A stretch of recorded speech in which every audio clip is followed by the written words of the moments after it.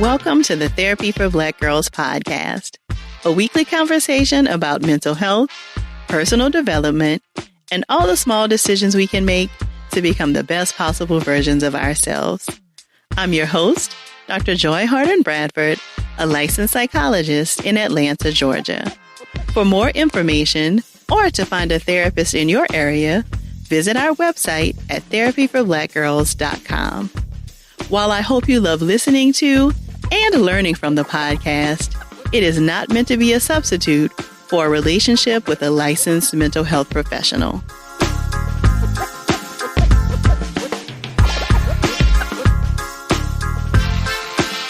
Hey y'all. Thanks so much for joining me for a special bonus episode of the Therapy for Black Girls podcast. We'll get right into our conversation after a word from our sponsors.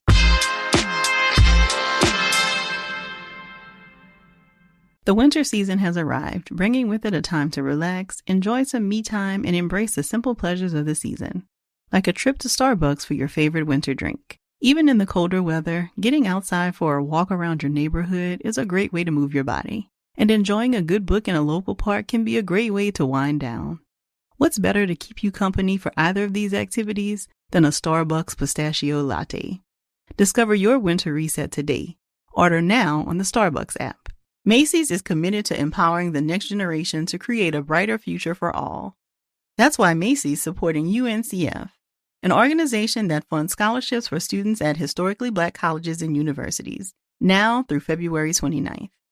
Help Macy's and UNCF continue their impact by rounding up your purchase in store or donating online. Get excited to give back and learn more at macys.com/purpose. Listening to audiobooks is a great source of motivation for me. And thanks to Audible, I'm never short on options to enjoy. The beginning of the year is always a great time for me to re-listen to Year of Yes by Shonda Rhimes. But there are also lots of other wellness categories to check out, like physical, mental, spiritual, motivational, occupational, and financial. Audible comes in handy as I can listen when I'm on the go or while folding laundry. And Audible members can keep one title a month from the entire catalog. New members can try Audible now free for 30 days. Visit audible.com/TFBG or text TFBG to 500-500. That's audible.com/TFBG or text TFBG to 500-500 to try Audible free for 30 days. Earlier this week, we shed some light on the experience of dating as a transgender woman. And today, we want to delve a little deeper into that conversation, this time from the lens of certified sex therapist Tia Evans. Tia has a private practice in which she holds space for people from all cultures and backgrounds. She holds a Master of Social Work from Fayetteville State University, a Master of Education in Human Sexuality from Widener University, and is a licensed clinical social worker in the state of North Carolina. During our conversation, we explored ways for a transgender person to identify signs of safety in a potential friend or partner, how to establish boundaries around intimacy with a new partner, and how cisgender individuals can best support their transgender partners. If something resonates with you while enjoying our conversation, please share it with us on social media using the hashtag TBGInSession.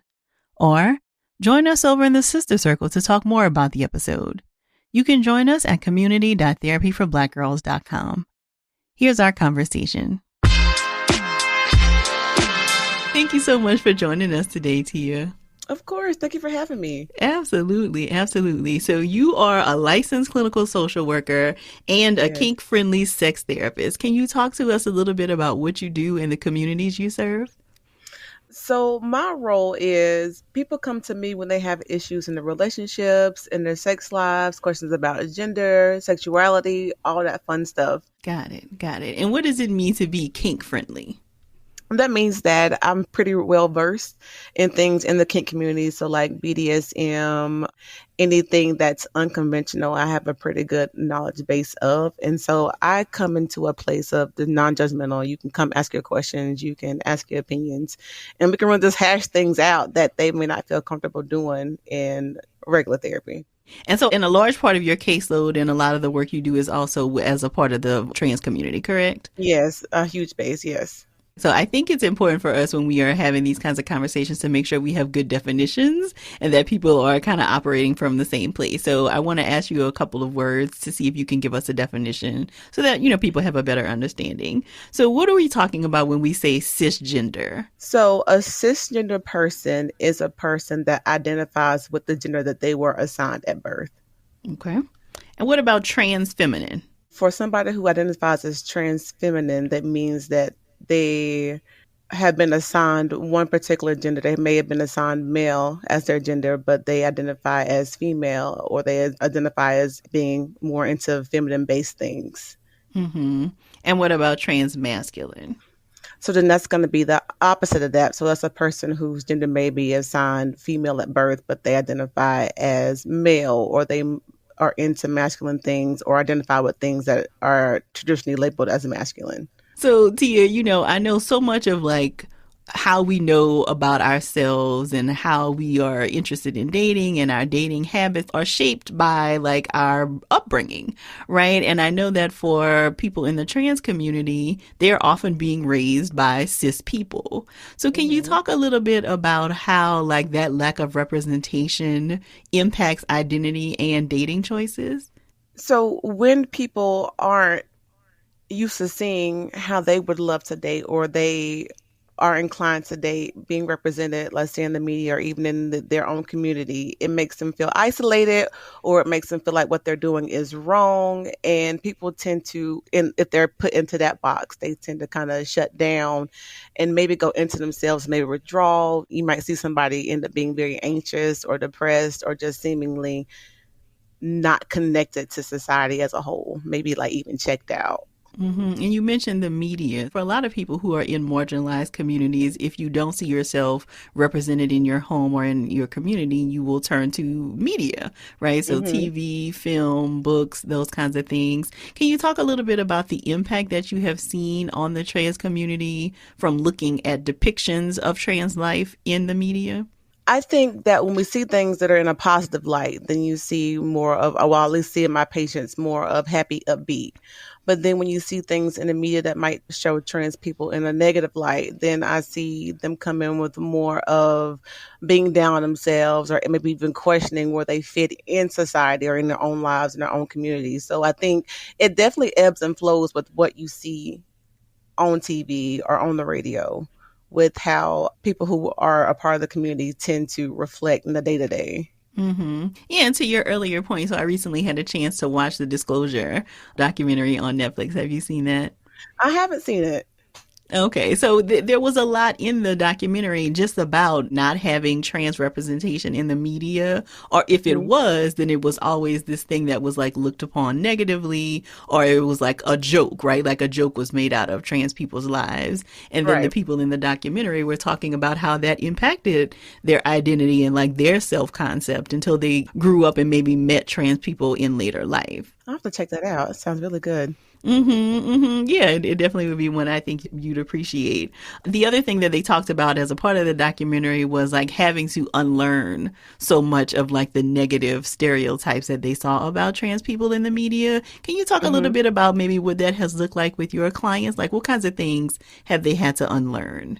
Believe it or not, some people who identify as trans or in the community may have a bit of transphobia themselves, just because of what they've seen or what's been spilled back into them. So part of what I do is kind of unpack what they've learned, and we decipher what is good to keep and what is not so good to keep. And I really get in there and discover, what do they want to be? How do they want to represent themselves? And what does it mean to be authentic? And that's what comes across my desk a lot, is how do I live authentically when the world doesn't want me to be present?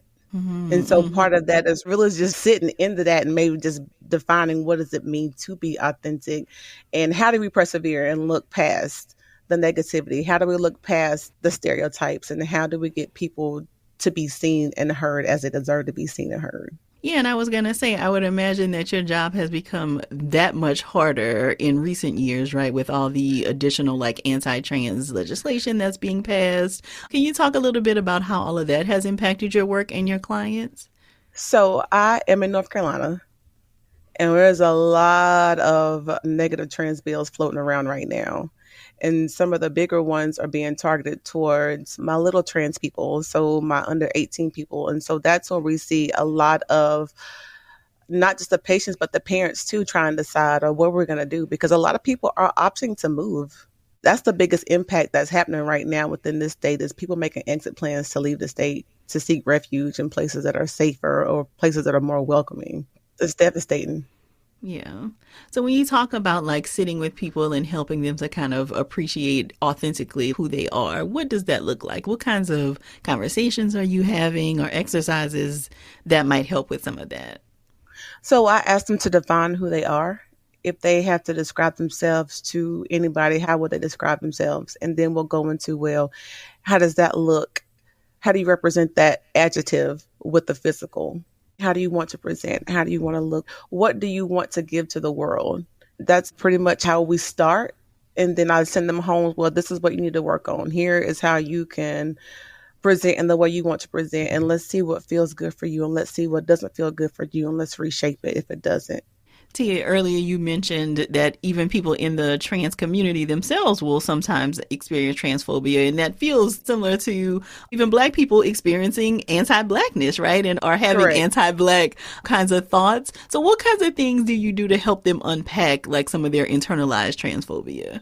So I normalize people being able to present the way they want to present. So sometimes you see some trans people talking about how I want to make sure that I pass, or what does it mean to be passable, and what does it mean to be able to blend in. And then there are some people in the community that just are free to look and feel how they want to feel, and that may not be mainstream. That may not be the norm, so to speak.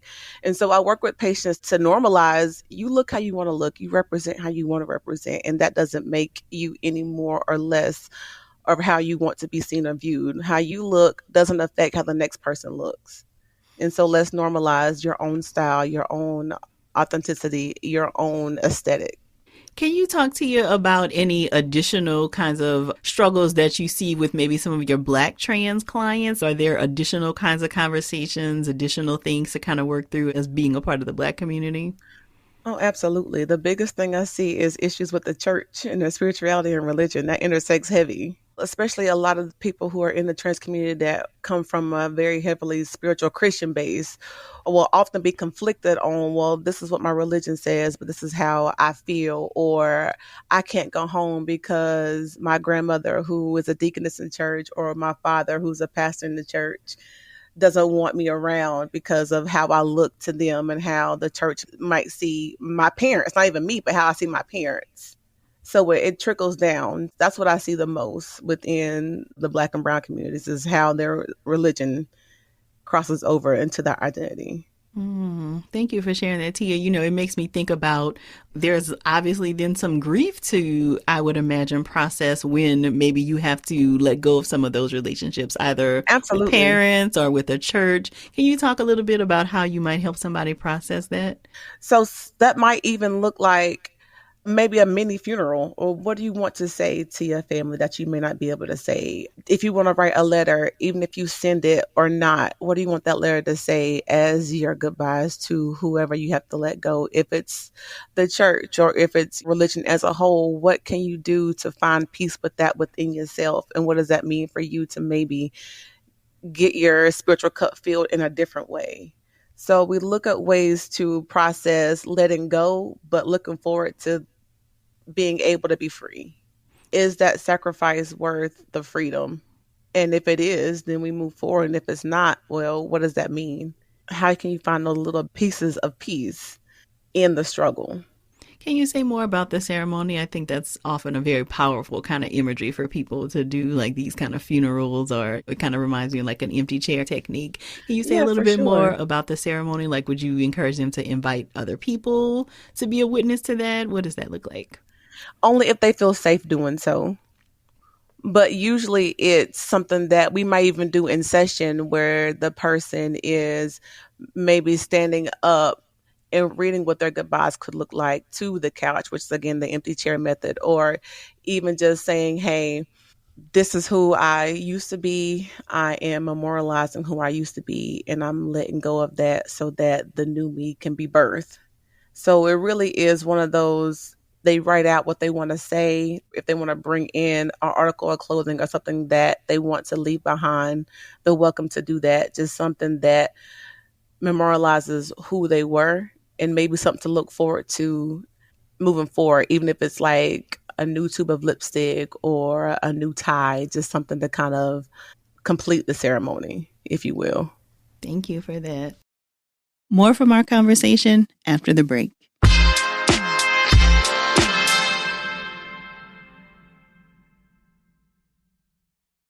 The winter season has arrived, bringing with it a time to relax, enjoy some me time, and embrace the simple pleasures of the season.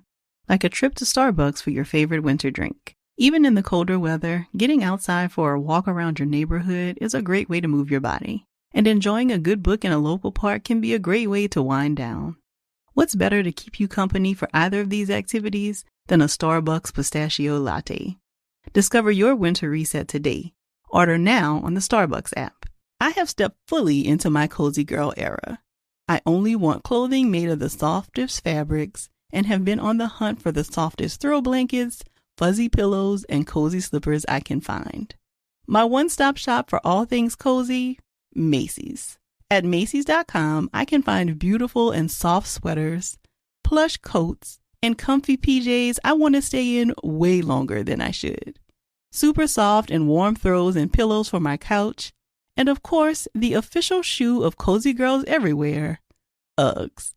If you'd like to join me in my quest for all things soft and fuzzy, find all of this and more at Macy's.com. Are you ready for a family vacation you will never forget? One where anything is possible? If so, it's time to plan your getaway to sunny Orlando. Orlando really is the ultimate family destination. It's time to break out the matching bedazzled t-shirt, dust off your go-to dad jokes, and prepare for exciting thrills, never-ending food festivals, and fresh new dining experiences, and so much more. Of course, you know that Orlando is the theme park capital of the world, with 15 of the world's top theme parks and water parks all in one place. And beyond the parks, there is also excitement and family fun around every corner. If you're ready to plan an epic Orlando vacation, but you're not sure where to start, you can talk one-on-one with one of their Visit Orlando vacation planners. In Orlando, anything is possible if you can imagine it. Plan your escape today and save at visitorlando.com. So, I think even within the LGBTQIA community, there has often been even further marginalization for trans people as a part of that community and kind of being made to feel invisible. Can you talk a little bit about some of that backlash and supporting clients to find community even within a community that they may be feeling pushed out of? And I think the biggest part about that too is some people in the community see the T in the acronym is more gender-based versus sexuality-based. And that's where a lot of intersection looks, or a lot of them being ostracized looks like, oh, this is an attack on our sexuality, but they're focused on their gender, so they should stay over there. When really there's a lot of people who are trans that are very much still lesbian or gay or participate in the acronym as well. So letting them know that they still belong, normalizing that your place is here. If you want to identify within this culture, then you have every right to do so, and nobody can take that from you. I love to say, who gonna check you in my sessions? Because really and truly, who has the right to do that? Right. I love that. And can you talk a little bit about helping people in the trans community find community for themselves? Because I think if you can't be a part of some of these larger communities, sometimes that means you have to create it for yourself. So can you talk about supporting clients through that or with that? Absolutely. So what I do is I talk about, well, what does your support system look like now? And how many people are in your support system who are also trans? And what does that look like? Would you like more trans friends? And we talk about ways to maybe find trans friends, ways to, if their city has an organization that's dedicated to the trans community, I might direct them there. If there's resources online or even Facebook groups that seem safe, just trying to encourage them to find their tribe and what speaks to them. Because everybody's not going to accept everybody. And that's the unfortunate reality of the world. And so my job is to get back to them and say, you find your people. Who do you want your people to be? Let's find your people. Let me help you find your people. We definitely talk about, finding community and friendship here at TBG a lot. Can you talk a little bit about how people can assess whether somebody is actually a safe person to be in their circle? It looks like asking specific questions, maybe not necessarily outing themselves if they don't need to, but asking questions about how they feel about even just the LGBTQIA community as a whole. How do you feel about what's happening in politics? Maybe, oh, have you seen this show? What's your take on this show? Those little feeling questions to put those feelers out without outing themselves. They don't have to. That's where you start. And I would imagine that's why, finding like the Facebook groups and different kinds of communities where like you already know that there is some acceptance and hopefully affirmation, maybe feel like a better place to start than, like random strangers. Oh, correct. Absolutely. Yeah. Yeah. But more so, you want us to do the filling out in social media or in sites that may be more public and less private. We want to be selective regardless. It's easy to infiltrate these spaces sometimes. Yeah. That's a big part of being safe too, is really knowing where you're putting yourself out there and really being on your P's and Q's. Mm-hmm. You saying that makes me think, we talked a little bit about like some of the additional challenges that Black people in the trans community have. And we know that some of the highest levels of violence happen to Black trans women. Is there any safety planning that you do with clients, or like bringing in additional like agencies or resources to help support clients in that area? I like to ask them, what are they doing to stay safe? Just straight up, especially if I have people who are trying to date or are new to dating or wanting to date. And I say, well, what's your exit plan? What's happening if you meet this stranger and it comes out in that moment and it gets a little hectic? What are you going to do? Talk about maybe making sure that you're closest to the door versus the other person. Just, I don't want to say basic safety, but because really some things we just take for granted, like watching your surroundings, looking around, checking license plates if need be. Just those little things. Yeah, and as you're talking about this, Tia, I'm wondering how that impacts like intimacy, because you're already going into these situations thinking like, okay, what is my safety plan going to be, right? And I think most of us have to, we should be thinking about that because you just never know, but it does feel like there's a particular kind of burden for folks in the trans community. So can you talk a little bit about how that might impact intimacy or the ability to even settle into relationships when you're kind of always thinking about safety planning? I think that it takes a little longer for some, just because the trust factor, right? And really making sure that they feel safe to even divulge their gender identity. I think that's a huge part of it. A huge part of it is actually, when do I have this conversation with my partner? Or what does that conversation look like? And so those are the kind of things that we work through in session. Well, how do you want to disclose? How do you want to operate if that person maybe gets angry, or that person might need more time to think about what they want to do, and normalizing giving them space to give their partner space, because that can be apprehensive too, kind of that waiting game, waiting to see what the response is going to be, and kind of normalizing, well, these are your options, and what do these options look like if it falls into A, to B, or the C category. So what kinds of guidelines or conversations do you typically talk about with your clients around like, when do you disclose this information, or when is it necessary? Well, that's a big question, is asking them when they feel when it's necessary, because I can't be the judge of that, but it goes case by case scenario. It's usually around comfort level. Have you experienced this before? Have you had an opportunity to disclose your gender before, and what did that feel like? What are you going to do differently this time? Or if you've never done it before, give me a sign that makes you feel safe. Tell me something that's going to make you feel safe enough to disclose that. Or are you the type that you want to disclose off the top? And if you do, are you willing to accept what happens? Or do you know what could happen if you disclose off the top your gender identity? So a lot of it's just planning and over planning and going through scenarios and role playing and really hashing out the benefits and consequences of these particular actions, and then coming behind with the safety plan on top of it. It's a lot of preparation in the front end. Yeah, and I'm wondering, Tia, if This feels like a pie in the sky kind of question, but it feels like we are asking people from this marginalized group to do like all of this thinking. Like, what kinds of conversations and things could we be having as people who are not members of the trans community so that this burden is not so heavy for people in the trans community? I think it starts by just having conversations in general and correcting people or correcting friends or peers if the wrong pronouns are being used or this negative talk comes along. Somebody has to be the change agent and say, hey, it's not okay to talk about this community or talk about this person in this way because we're all humans. We have the right to live.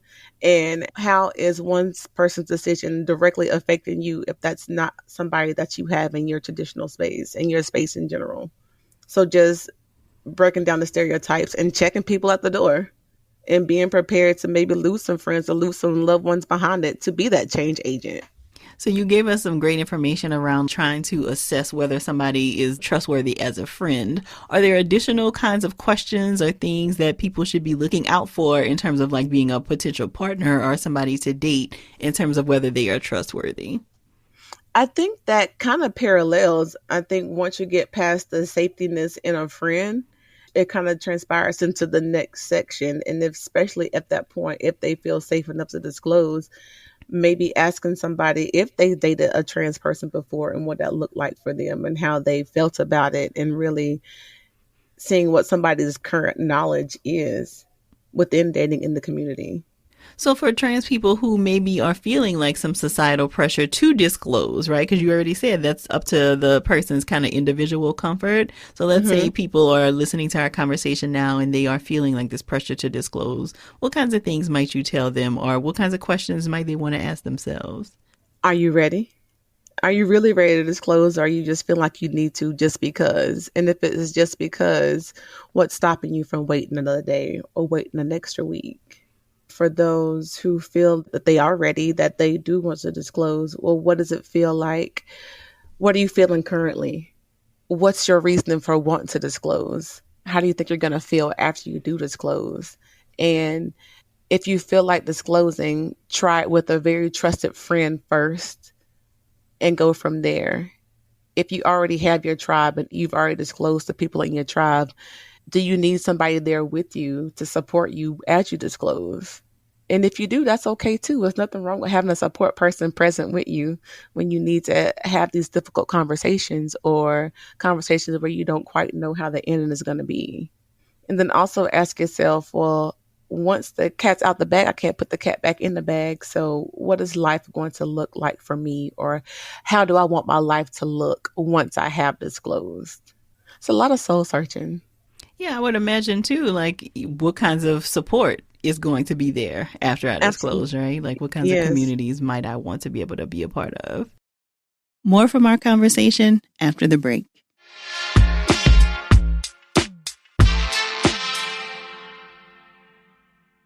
The winter season has arrived, bringing with it a time to relax, enjoy some me time, and embrace the simple pleasures of the season. Like a trip to Starbucks for your favorite winter drink. Even in the colder weather, getting outside for a walk around your neighborhood is a great way to move your body. And enjoying a good book in a local park can be a great way to wind down. What's better to keep you company for either of these activities than a Starbucks pistachio latte? Discover your winter reset today. Order now on the Starbucks app. I have stepped fully into my cozy girl era. I only want clothing made of the softest fabrics and have been on the hunt for the softest throw blankets, fuzzy pillows, and cozy slippers I can find. My one-stop shop for all things cozy, Macy's. At Macy's.com, I can find beautiful and soft sweaters, plush coats, and comfy PJs I want to stay in way longer than I should. Super soft and warm throws and pillows for my couch, and of course, the official shoe of cozy girls everywhere, Uggs. If you'd like to join me in my quest for all things soft and fuzzy, find all of this and more at Macy's.com. How many times have you arrived in Orlando and suddenly realized you forgot the kids? But then you remember, you had no intention of bringing the kids. You are in Orlando to enjoy yourself. It's an amazing opportunity to have fun and experience all the fun Orlando has to offer. Sure, Orlando is known as the theme park capital of the world, but there's so much more to this destination. It's the place where adults can become kids again, and happy hour happens any hour with never-ending food festivals, fresh new dining experiences, and outdoor adventures from ziplining to its beautiful natural springs. And of course, fireworks every single night. Plus, you have loads of entertainment options, see unique neighborhoods, and can even visit their blossoming arts and culture. Orlando has everything for an amazing getaway with your loved ones or friends, including exciting thrill rides, lush, lazy rivers, and world-class golf and spas. Yes, there's more to see, do, and experience than you'd expect. In Orlando, anything is possible if you can imagine it. Plan your escape today and save at visitorlando.com. So it sounds like people are using therapy for lots of different reasons, especially, in the work that you're doing. What are some of the conversations or situations that maybe have come up for people, like when they started dating, that they didn't even think about, that maybe you have tried to or helped a client work through? Labels. I think labels are a big thing, especially if somebody is navigating dating a person in the community that may not have even been in the community when they first started dating. That's a common topic that I work with and see is, well, what does that mean for you now? Am I now gay? Am I now a lesbian? What does this mean for me? And I try to take a step back and say, well, you don't have to jump the gun so fast. You don't have to put any label on yourself that you don't want to identify with. What do you see as a partner? Who do you want as a partner? And what does dating for you mean or look like? And as far as intimacy goes, there's levels to it, right? So who says that you have to do everything that you feel like should be done? Just do what feels natural for you and let your instincts take you there. I find a lot of people in the community, they don't necessarily change their sexual identity, right? So it looks like, well, how do you want to date? Do you want to be a pursuer now? Do you want to be pursued? What's your style, or what do you think your style is going to look like if you're trying to navigate the dating field as a new person? How do you want to present yourself? How do you want to be treated? What do you have to give the world? And what do you want the world to give you as you're navigating dating? Just really looking at who do you see as a potential partner? Who do you want as a partner? And how can we get that for you? How can we obtain that for you? I think those are the biggest things that come across. And then also, well, how do I date? How am I supposed to dress for this first date? Or am I supposed to be the one opening the door now? Or do I wait to have the door open for me? Just these little nuances that we work through. Yeah, and something else that has come up for us, I think, in the community recently is like there's a lot of anxiety about like the first time you're going to be physical with somebody. And I would imagine that is the case here too. Can you talk a little bit about how do you prepare for your first time? Like what kinds of conversations should you be having? What kinds of things can be helpful to kind of manage anxiety around your first time? The biggest thing is boundaries. What are your boundaries? What are you willing to do? What are you not willing to do? How are you willing to be touched? And how do you want to touch others? What does consent look like? How do you withdraw consent if need be? Just, again, I hate to say the word basic, but these things that we don't think about now as adults, because maybe we've navigated these as young adults. But it's kind of like, well, how do you want your body to be perceived, or how do you want to use your body in a sexual manner or at an intimate level with your partner? And how do you want to have these conversations about body parts, or how do you want to have this conversation about what your body may have looked like or how bodies may have changed over time? And how does that affect you? When you look in the mirror, what do you see? Do you feel sexy? No? Well, how can we get you to feel sexy? What do you need to feel better about yourself or better about what you see when you look in the mirror? Because that's where it really starts. So you mentioned a term that I think a lot of people may not be familiar with, Tia, withdrawing consent. So can you talk a little bit more about what that means and like how would you even withdraw consent? So withdrawing consent just means that you want to stop whatever activity is happening. So that looks like saying stop or no, or I think we should say this for a later date, or I thought I was ready, but I don't think I'm ready now. So anytime you might have said, okay, I do want to do this activity, but then you change your mind later, it's withdrawing consent. Yeah, and I think a lot of people don't know that even if you have done something before, you can still withdraw consent and say, I don't want to do that again. Absolutely. Yeah. So you mentioned something, Tia, that I wanted to follow up on. You talked about a lot of these conversations actually need to happen before anybody gets naked, right? So all these conversations around boundaries. How would you introduce this conversation with a potential partner? I think a lot of it is a natural progression.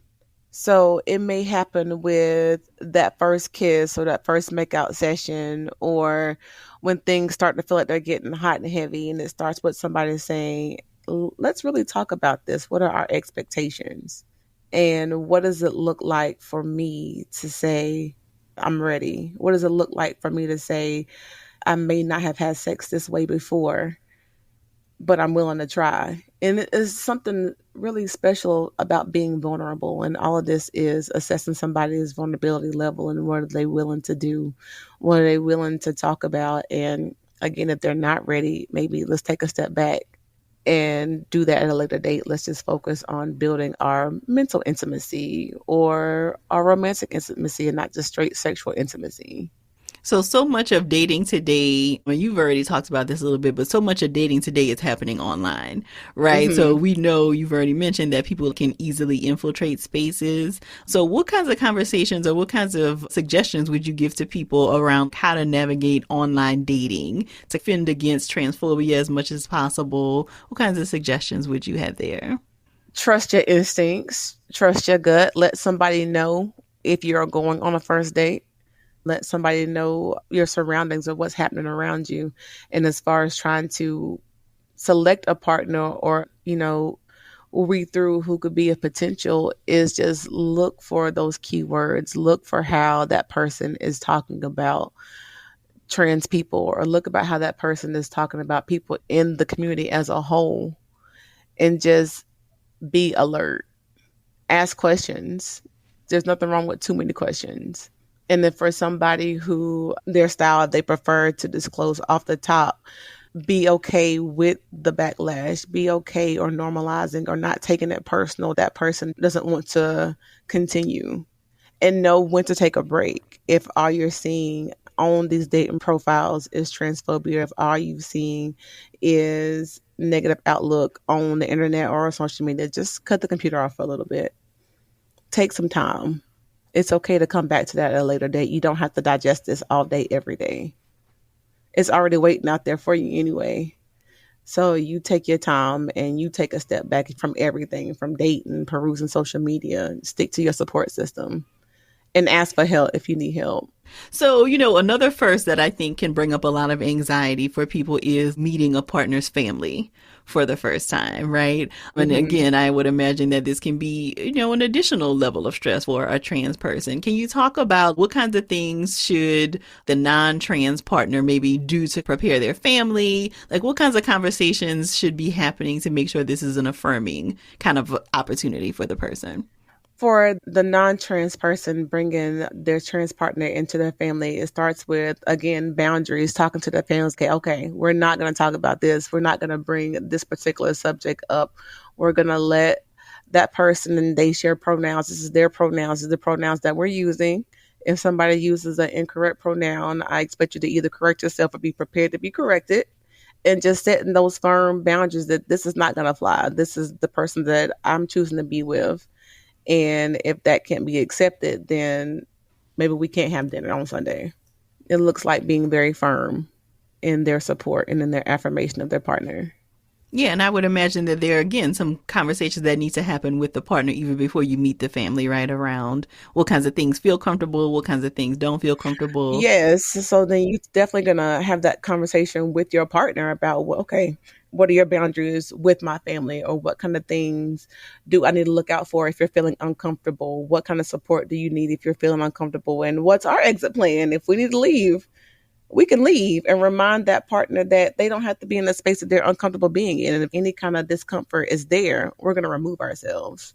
And those kind of things can be happening way before the meeting, in the car on the way to the meeting, as far as reaffirming that it's going to be okay. I'm here. Letting your partner know that you are there for them.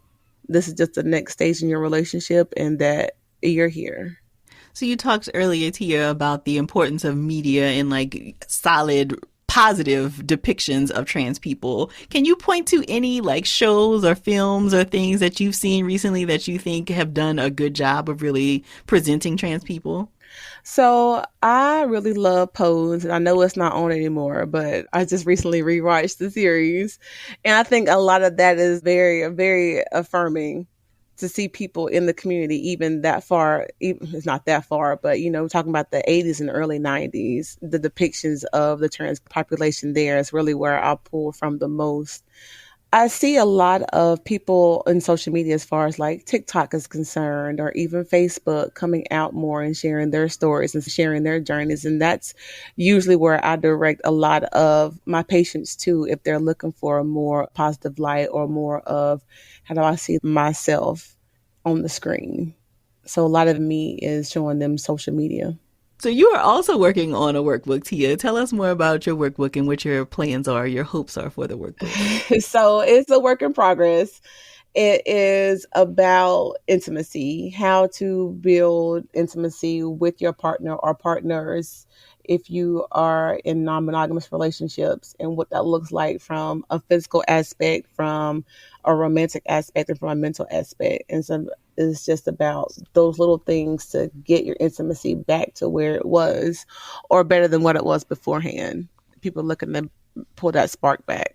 All right. So let us know where we can stay posted so that we know when the workbook drops. What is your website, as well as any social media channels you'd like to share? So my website is bethechangehky.com. You can find me on Instagram at T the Sex Therapist, no E in sex, because social media, they will pull you. Also on Facebook as Tia Evans, Sexuality and Relationship Therapist, I believe is what it is currently.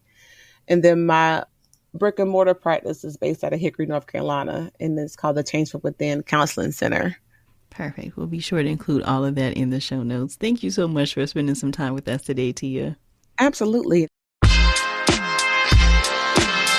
I'm so glad Tia was able to join us and share her expertise for this conversation.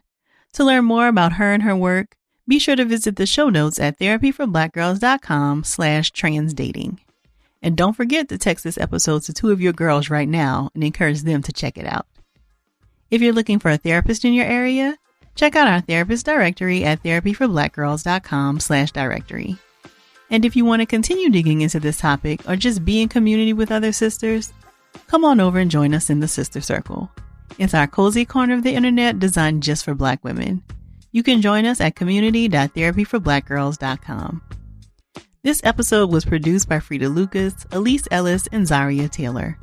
Editing was done by Dennison, Bradford. Thank y'all so much for joining me for this bonus episode. We'll be back with our regular episode next week. Take good care.